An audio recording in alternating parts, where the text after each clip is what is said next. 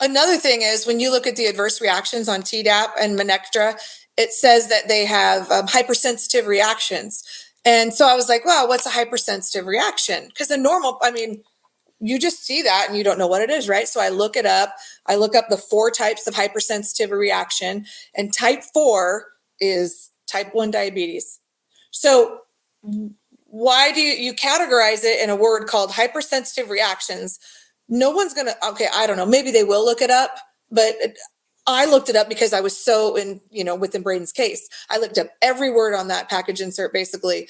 And it says a type 4 hypersensitivity reaction is type 1 diabetes, and wow. others as well. But it clearly states that on there. And then I did meet a mom who had an MMR package insert that type 1 diabetes was on there back in the 90s as a adverse reaction. So, yeah, I did speak to the aluminum expert, world expert. I reached out to him and he responded to me about that alkaline phosphatase, the liver enzyme. So he confirmed that. He says they do attach to all the aluminum that you get processed with those vaccines. Well, I can tell you that, I'm embarrassed to say as a pharmacist, and I used to call myself an expert, that I had no idea the DTaP could cause type 1 diabetes.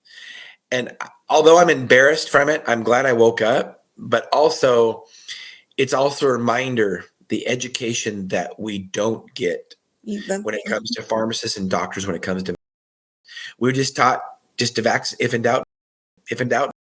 Oh, well, what about type 1 diabetes? Do we want to give our patients type 1 diabetes?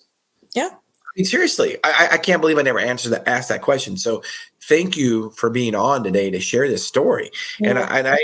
And I hope more and more people understand the side effects that can happen from, and they just get appropriate informed consent and do their own research. That's what I want people to do.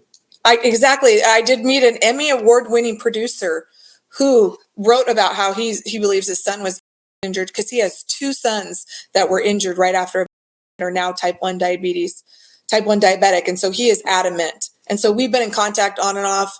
I keep him posted on my court case. I keep him posted, and he is, he's a big supporter of getting that testing done prior and everything.